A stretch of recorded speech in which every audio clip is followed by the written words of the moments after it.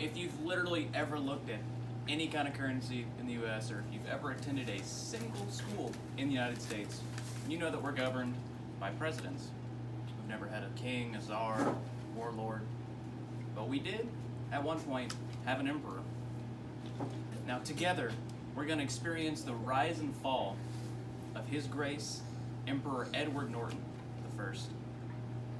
Now, back in the 1850s, there was a businessman in San Francisco named Edward Norton.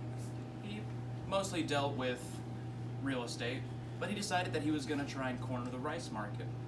Now, in 1853, China was experiencing a huge famine, so they just banned the exportation of rice from the country, causing rice in San Francisco to skyrocket in price, up to 36 cents a pound, which was insane for back then. Now, like I said, trying to corner the market, Mr. Norton learned of a rice shipment coming from Peru, which he could buy for 12 cents a pound. And so he thought he's going to make an insane profit, increase his already sizable wealth with this rice shipment. But being the 1800s and the fact that no one knows what's really going on with the economy and everything's just guessing, he didn't expect the two ships loaded with 14 tons of rice to come into the harbor the very next day, dropping the price to 3 cents a pound. So his losses on the rice, combined with a lengthy legal battle where he tried to sue the mint he bought it from, Mr. Norton went completely bankrupt. And in losing his money, apparently he also lost his mind. So in September of 1859, he marched into the San Francisco Bulletin and, according to their records, declared himself the Emperor of the United States and the Protector of Mexico. And the Bulletin thought this was hilarious, so of course they ran it, because it's the 1800s, they had nothing better to do. And he instantly became an overnight celebrity within San Francisco. Now he went on to issue several more decrees, each one slightly more outlandish than the last, such as in October of 1859, where he decreed that Congress no longer existed. Of course, no one listened. So he decreed that the army has to go in and clear out the halls of Congress. No one listened because he's a crazy guy in San Francisco. But it did attract him some national support because people thought it was funny.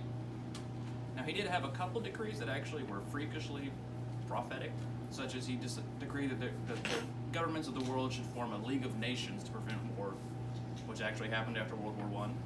And he decreed that a bridge should be built from Oakland to San Francisco across the bay, which actually happened and became the Golden Gate Bridge. Now these events happened much after he died, but it's so kind of weird that a crazy guy just spouting off random things actually had some ideas that came true. Now, one fateful day as Emperor Norton was walking around inspecting the city, he was arrested by a policeman named Armand Barbier, who was going to put him in an insane asylum.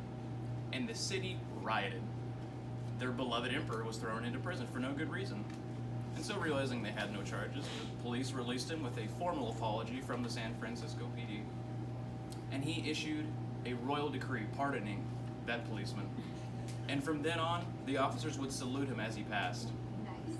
Now, to further this joke, the local soldiers gave him an army general's uniform, which you can see in the picture that I presented, and he walked around with a saber just to further enhance his look.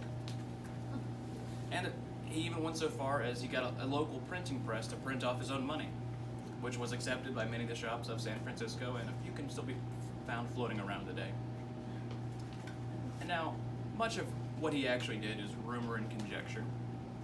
He's even been rumored to he went in the midst of an anti-Chinese protest, because everyone was a racist back then, and simply by standing in between the two groups and reciting the Lord's Prayer, he dispersed the riot. Now, Edward Norton continued his reign of fame within San Francisco, eating for free, he lived for free, his dogs ate for free. He's kind of lived off the land until one chilly morning of January 1890, where as he was doing his routine inspection of the city, Emperor Norton just dropped dead on the sidewalk. Doctors didn't know why, he just died. And the city went into mourning. It's been reported that up to 10,000 people showed up for his funeral, lining the streets for his procession. And a search of his apartment after his death revealed that he only had $2.50 in savings and 4 hats. And it begs the question, was this man actually crazy, declaring himself emperor? Or was he brilliant for living a life for free off the city of San Francisco, where he paid for nothing and was treated like royalty. Just like San Francisco. Now, together we've experienced the rise and fall of the first and only emperor of the United States. And it just goes to prove, even if you're crazy, if you're funny enough, people don't care.